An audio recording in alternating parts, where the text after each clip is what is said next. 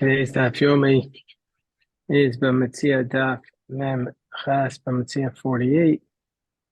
Today's daf yomi is dedicated for a Yeshua for Am Yisrael, a Hatzon for the Shvuyim, a Shmira for the Chayalim. We're going to start on Mem Zayin Amud Beis, 4 lines from the bottom. The Gemara is discussing machlokas between Rabbi Yochanan and Rabbi Reish Lakish.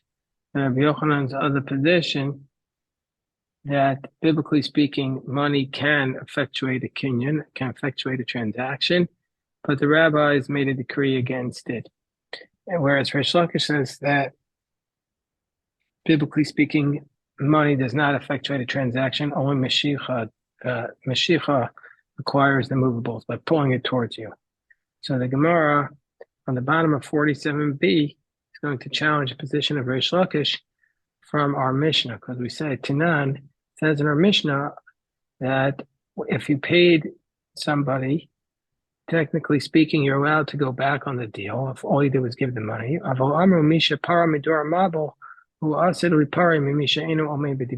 they said the one who paid the generation of the flood will in the future pay the one who doesn't stand by their word. Now, says the Gemara, if you're going to say Malus Konos, that technically speaking, like Rabbi Yochanan, the money is what does the acquisition. Mishum Hachikai Ba'aval.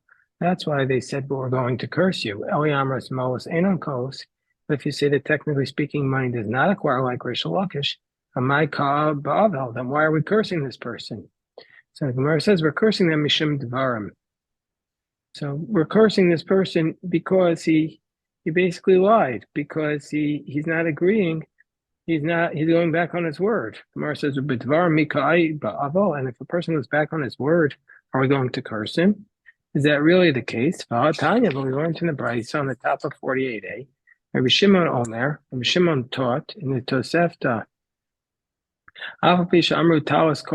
even though we say a cloak acquires a gold coin, dinar zahav, but the gold coin does not acquire the talus. Meaning, say, when you pull on the cloak, you've acquired the gold coin, but when you pull on the gold coin, you haven't acquired the talus. Nevertheless, even though that's the law of Alamro Mishapara, but they say that if you just pull on the gold and then if the guy pulls on the gold and he wants to renege on the deal, they say that the one who paid Anshe Dora Mabo, Anshe Dora Flood, the generations of the flood and the dispersion, Anshe Sodom Vamora, Mitzrayim, and the Bayam, the one who paid back Sodom Vamora and Egypt in the sea, he's going to pay you back.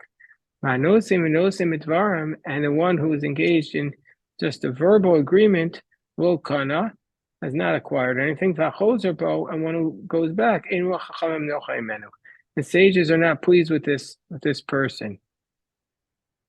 The Amar Rava, and Rava says, Anu ein lanu ela ein ruach chachamim nochaimenu. Rava says, the only curse we have is this idea that he's not good in the eyes of the sages. So we see from here that Rava is saying we don't have this curse of aval, somebody who doesn't keep the words. We don't have the curse of ein ruach chachamim nochaimenu. So the Gemara says, no, there's a distinction. If you gave money with your verbal agreement, then you're going to get the curse of Misha Para. But if you have words, but you don't have money with it, then you just have this idea of the sages are not happy with you, but we don't have the curse. Amar Rava, now Rava says that the crow must eat some Masali or Reish Lakish. There's a pasuk and a Mishnah that supports the opinion of Reish Lakish. Kro Mas Nisa, a pasuk and a brisa that supports its position of Reish Lakish. Here, Reish Lakish says that, biblically speaking, money does not acquire. It's only the Mashiach is what acquires a movable object, but not the money.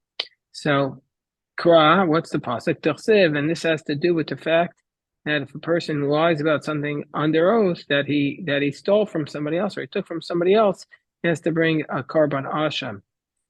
Pasuk says, "V'chichesh b'miso," and if you deny to your friend b'pikadon, a deposit, a tzumas yad, or a loan, or begezel, or a theft, or a shakas amiso, or if this person does not pay his friend his wages, So if he does all these things and then he admits it afterwards, he has to bring a carbon ashram, must pay back the money. Now Rashi tells us we're not talking about a case where you have an actual money or wages that you owe, but we're talking about a case that's similar to the deposit where you took the money and you transferred into a object and say that the object is what you're going to pay back the person, and then you deny the object. That's when you have to bring back the. That's when you have to bring the carbon ashram if you deny it under those circumstances. But first, the Gemara is going to explain this pasuk tzumas yad. What is the loan? Amar Rav Chisda could go in sheyichad lo kli. Like I just said, he designated a utensil alvasal for his loan. He says, "I borrow $1 million and pay back for my watch, for my Rolex." Oh, ashak, what is that? Amar Rav Chisda could go in sheyichad lo kli wa ashko. It says he has a utensil to pay him his lost wages. V'chiyahadre krah. And now, two psukim later, the Torah refers to this context where he didn't pay the money owed him. And when the pasuk comes back and repeats it 2 verses later, it says ki yachateh ve'asham. When he commits a sin and he is guilty, ki vayaki yachateh ve'asham. Yeshivas exila asher gazol, o as oshek asher ashak, o as apikadon asher. Oh, it's because in Asher Hafkad Ito. So the pasuk says all the things they didn't pay, but it left out one crucial fact. V'u tzumas yad lo ahadre, but the tzumas yad, the loan, it didn't go back and mention. It didn't go back and mention the loan. My time, isn't it the case? Isn't it the case? Must be. Why doesn't it say that he has to bring a carbon asham for lying about the loan? It must be the case that what we're talking about is that he had transferred the loan onto an object in his house, and he says, "Okay, I'll pay you back with my watch." But the person who had lent him the money never did a mashicha on the watch, and so therefore, carbon asham doesn't apply. And so this is a proof for the idea that you can only acquire something with mashicha, like Rish Lakish said. Rav Papa or Rava, so Rav Papa says to Rava, "No, Ema." No, maybe the pasuk is maybe the pasuk says Rav Papa to Rava, Amrle Rav Papa or Rava. It's possible to say that money really is indeed koneh, like Rabbi Yochanan says, and so therefore, indeed, the borrower has to return this specific utensil. But the Torah doesn't need to mention it because because the pasuk says we can learn this out from the din, from the law of paying back the lost wages. So therefore, the same law applies also to the law of a loan. So that's what Rav Papa says. Why don't we say that? So Rava says no. No, because this case is what we're referring to. Can go into mimenu v'chazor v'ifkidu. So no, this case is not a loan where the person didn't have the object in his possession. We're talking about a case where of the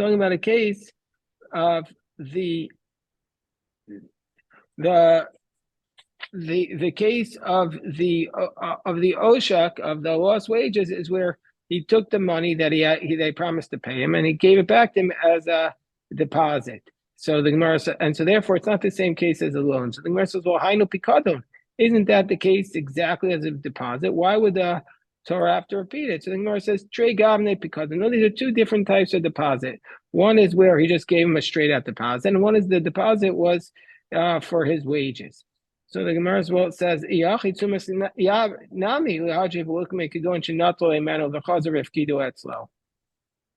so why don't we say that the loan is exactly that same case where he had given him the object that he was going to pay him back, and then the guy gave it back to him as a deposit? The Gemara says, correct. That Rabbi will say, then if indeed the pasuk had come back and repeated the case of the loan, then it wouldn't be a refutation of Rish Lakish, but it also wouldn't have been in support because you could have read it either way. But now the fact that the Torah doesn't repeat the case of the loan, away, so therefore it's going to be a support for the position of Rish Lakish because the Torah doesn't repeat the case of the tzumas yad of the loan. Gemara says, but wait, for tzumas yad lo hadre kra, do you really want to say that the Torah is not repeating the case of the loan? Tanya, I'm a Rabbi Shimon. We learned in the Brayz of Rabbi Shimon. Rabbi Shimon himself taught, although some don't have this gears of Rabbi Shimon, but they say,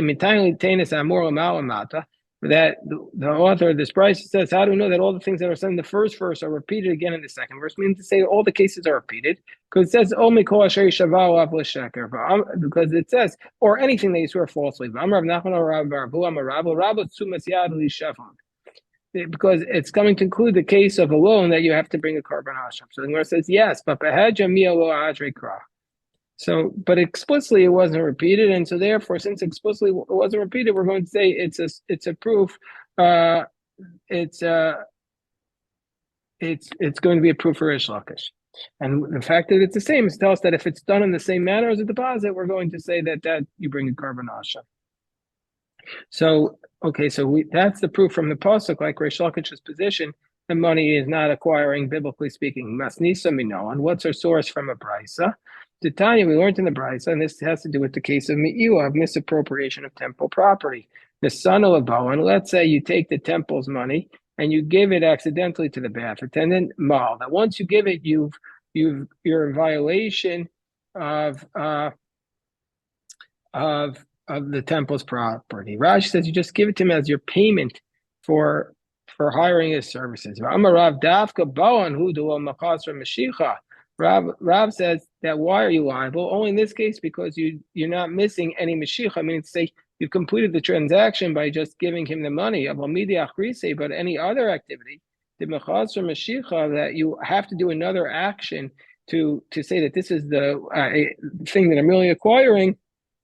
You wouldn't be liable just by giving it to him. Well, you require the Mashiach, and that's a proof for Rish Lakish's position that just paying is not biblically a violation, is not biblically a transaction. The Gemara says, is this really the case? Tanya, but we have a different price which says Nasana was sapar. Mal, that once you give it to the barber, you've committed this misappropriation. V'sapar abayla mimshach tisporet, but the barber requires.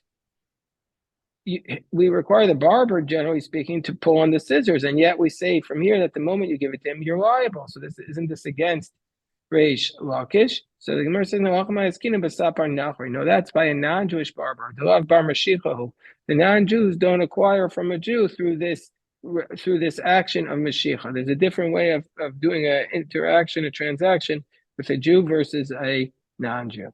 So the Gemara says, Tanya Nami Hachindi, we have a brayso that supports this reading. The son of a sapar or a sapan will call bali umnos. That let's say you give your money to a barber or a sapar or a sapan or any type of craftsman. Then under any of these activities, we're going to say, that you haven't done the me'ilah, you haven't done the me'ilah until the actual Mashiach takes place. So we see Kashina Adadi. So it's contradiction. The first source says yes to pull the scissors. The second one says no, right away. The first source says that right away he's done me'ilah. The second source says no, he has to pull the scissors. By a Jewish barber, when he gets it, he's not liable until he pulls on the scissors. But by the non-Jewish barber, the moment he gets it, he's liable because there's no kinyan Mashiach there. So to Rav Nachman says that biblically speaking, the money effectuates an acquisition, like Rabbi Yochanan. And Levi was checking all of his prices, and he found the son of a siton that let's say he gave the money to a wholesaler, ma'al, even though the wholesaler doesn't pull on the fruits, even though he didn't pull on the fruits that he's getting back from the wholesaler, nevertheless, meaning he's buying a lot of money, so he's not going to pull on it. So still he's going to be in violation of the Elah right away. And this is like Rabbi Yochanan, that Moas is konos. So the Gemara says, El Kasha or Reish Lakish. Well, if that's the case, when Rav Nachman was when Levi was going through these prices, isn't it a question of Reish Lakish? It says, Amracha Reish Lakish. Reish Lakish would say, no, who is this like? Hamani, Rabbi Shimon. That price supports Rabbi Shimon. And remember, Reish Lakish said, I only say my position according to the Rabbanan. Rabbi Shimon argues with the Rabbanan, he says, Moas is konos. So now in the Mishnah, it said that they said that you're allowed to renege on the deal according to the rabbis, but they said Misha Para. They cursed you with a Misha Para. They promised you a curse from God I promise you a curse from God if you go back on your promise. So in Abai Amar Odiye Modina way, Abai says we let him know about this curse, but we don't actually curse him. And Rava says Mailate Latina way. Rava says we actually curse him. Abai Amar Odiye Modina way. Abai says we actually just let him know because it says Nasib Amchalo Taor. You're not allowed to curse a Jew. It says a prince you can't curse, but we say that doesn't only refer to a prince. That doesn't only refer to a prince, that refers to any Jew. There's a prohibition from the Torah to curse anybody, because even though the verse only refers to a nurse, the sages say in Tractate Sanhedrin, there's a prohibition to curse any man. So that's the idea here. You're not allowed to curse, even though we have a concept that you're supposed to curse. It says Nasi b'amchol ta'or, so it means we just let him know about the curse. That's what Abaye said. But Rabbah says the Torah really actually does. The court really actually does curse the person who goes back on his deal. T'chsiv ba'amcha, meaning to say amongst your people. But ose maaseh amcha, the one who does your action, you're not allowed to curse. The one who's acting like your friend, you can curse. But the one who's not, you're allowed to curse. Amar Rava Menam, how do I know they actually cursed him? From the following story, Rabbi Bar Yosef, Yavaway Zuzay Amilcha, they gave Rabbi Bar Yosef money for salt. It was Sophie Yakar Mocha, but they didn't actually pull on the salt, into the Mashiach on the salt. In the end, the price of salt went up, so he wanted to get more money. So Aslak Hamid Rabbi Yochanan, so Rabbi Bar Yosef came to Rabbi Yochanan. Amarway Zil Havwahu, so Rabbi Yochanan said, go give them some salt, V'ilo, but if you don't give them salt, Kibo Alecha Mishapara, you're going to get this curse of Mishapara. V'yamr, so do your Modina way. If you say they're just letting him know, Rabbi Chia Bar Yosef Baru Duyayu, you think Rabbi Chia Bar Yosef doesn't know this? He's a Torah scholar. Of course he knows about this concept of Mishapara. So the Gemara says, so he means to say that they were saying we're going to curse you. Rabbi Chia Bar Yosef also the Rabbanan, you think he's going to go get a curse from the rabbis? That doesn't make sense. So it must be that what's going on here is a different concept. Rabbi Bar Yosef, a Ravon who the basically he gave him an installment. They're giving Rabbi Bar Yosef an installment payment for the salt. Who savar kenegdo who kone? So he says, well, you gave me, let's say, 1/10 the price of the salt. So basically you own 10%, but the rest I can go back on. So he says that kenegdo ikone, but Amrle Rabbi Yochanan, no, keneged kuo hukone. So Rabbi Bar Yosef thought they only bought the salt corresponding to the initial first installment. Rabbi Yochanan says, no, they bought the whole thing. They gave a first installment, but they acquired the whole thing. And this actually is a dispute between Rav and Rabbi Yochanan. A Rav and Rav Omer kenegdo hukone. That Rav says if you give the installment payment, Rav says you've acquired the whole product. Rabbi Yochanan says keneged Rav says you've acquired only that portion that corresponds to the initial payment. And Rabbi Yochanan says, Keneged Kuohune. Rabbi Yochanan says you've acquired the whole thing. So the Gemara says, let's challenge Rav. Rav says, Kenegdo Ukone, you only acquired corresponding to that initial payment. But we have a Bryce, and the Bryce says, Anosin Irobon Luchavero, that somebody who gives a installment payment to his friend, V'amar Imani Choser Bi Ervoni Machulcha, and he says, listen, if I'm going to recant on my agreement, I'm going to, then basically you get to keep the installment payment. And the person who has the object that he's selling says, if I'll recant, I'll double your payment, meaning to say, I'll give you double what you gave me. And we're saying that these statements are valid, that they basically, even though these are crazy conditions, their conditions are upheld. But Rabbi Yossi, and that's the position of Rabbi Yossi. And Rabbi Yossi l'tamei, the Amar asmachta kind. Rabbi Yossi's on the position that an asmachta, that Rashi says, what's an asmachta? Haftachas kuzma. Rashi says an incredible statement. A person promises his friend to rely upon him. To know you think kach v'kach. He says, if I don't do this, I'm going to give you this amount of money. He makes an incredible promise. So that's what Rashi explains here. Asmachta is haftachas guzma. So Rabbi Yossi says that even though here these are incredible promises, it's still valid. Back to the price. So Rabbi Yossi says, Dayo sheyikna keneged arvono. Rabbi Yossi says, no, neither one is going to be bound by it. This one is not waiving his installation payment, and this one is not doubling. So basically, neither one can go back from upholding the sale corresponding to the iravon, and they can go back on the remaining parts of it. So Rabbi Yehuda says Dashi Yikno Keneged Iravono, and Amar Rabbi Shimon Gamliel. Rabbi Shimon Gamliel says, when do we say this idea of Rabbi Yehuda that they are only kona, they only acquire corresponding to their initial payment? Amar Shimon Gamliel, when he says to him this phrase, Arvoni Yikon, when do we say that they correspond only to the initial payment? When he says this payment that I gave to you will be Yikon, will acquire everything. Avamachar will bias, but if he sold him a house or a field, Osada, Belavzutz, for $1,000, Uparla Me'am Chamish Me'ozutz, then he acquires a house or a field for $1,000, but he paid for him 500 zuz. Kano, then we're going to say that under those circumstances, he's acquired the whole field. And he just has to pay the rest. So we see from this price that if he doesn't say this phrase, Arvoni Yikon, then we're going to say the Eravon goes against everything. The initial payment goes against everything. It's only where he explicitly stipulates my payment is buying this. Then we're going to say it's limited to exactly the value of their payment. So this seems to be a contradiction to Rav. So the Gemara says, "My Rav, who adin l'metalton." No, we say that just like this case was said by the house or the field, it's the same thing by the movables, and therefore it's a refutation against Rav.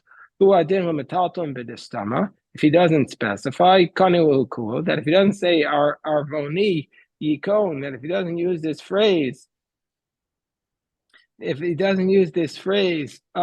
we just said of arvoni yikon, that by metalton we're saying that he's going to acquire everything. The Gemara says no. Metalton b'distama lo kani. No, by metalton, if he doesn't specify, he still only corresponds only vis-a-vis the initial installment payment. Karka, and so if that's the case, why by real estate do we say that it's a different law, that he's acquired everything, where if he doesn't say anything by the metalton, he's only acquired corresponding to the initial payment. Karka is the bekasba kanile mamish, because real estate is different, because you can actually acquire real estate with money. And so therefore, just like real money has the ability to acquire real estate, so too it has the law that kanile kula. So too, if you give the initial payment, there's the law to acquire everything by the real estate. Metaltally, but by movables, the money doesn't have the ability to acquire. It just helps you get a curse if you go back on it. So therefore, lo kanile kula. Therefore, Rav says it only acquires corresponding to the initial payment.